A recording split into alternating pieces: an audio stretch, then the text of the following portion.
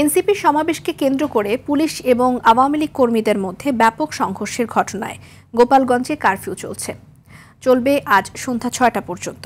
এর আগে গোপালগঞ্জ সদরে বুধবার রাত ৮টা থেকে কারফিউ জারি করে জেলা প্রশাসন। এ কারণে আজ সকাল থেকে রাস্তায় খুব একটা যানবাহন দেখা যায়নি। পুরো রাস্তা জুড়ে রয়ে গেছে ধ্বংসযজ্ঞের চিহ্ন।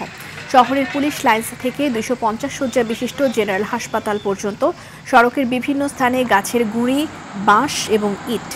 র্যাব, সেনাবাহিনী এবং বিজিবি সদস্যরা শহরে তাদের টহল জোরদার করে। অফিসগামী মানুষ ছাড়া তেমন কেউ ঘর থেকে বেরও হয়নি। গোটা এলাকায় থমথমে অবস্থা বিরাজ করছে।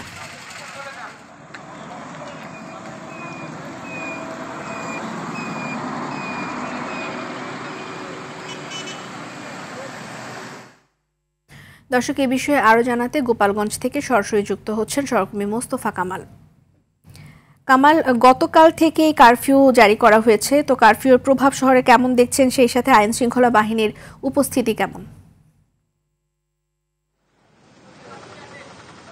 রেদওয়ানা, আপনি যেমনটি বলছিলেন, গতকাল থেকে কারফিউ চলাকালীন সময় শহরে একটা থমথমে অবস্থা বিরাজ করছে। গতকালকে ধ্বংসযজ্ঞ অনেকটাই সরিয়ে ফেলা হয়েছে।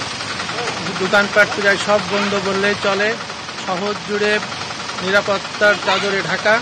বিজেপি, র্যাব, পুলিশ মোতায়েন রয়েছে এবং শহর জুড়ে টহল জোরদার করা হয়েছে। আমি এখন আছি রংঘাট এলাকায়। এখানে গতকাল ব্যাপক ধ্বংসযজ্ঞ চলেছিল, সেখানেই আর্মি এখনও মোতায়েন আছে।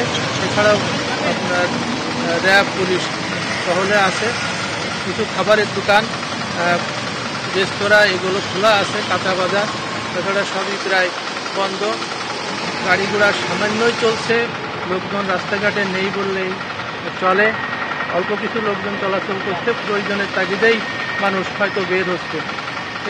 এই ছিল গোপালগঞ্জের সার্বিক অবস্থা। কামাল, ধন্যবাদ আপনাকে।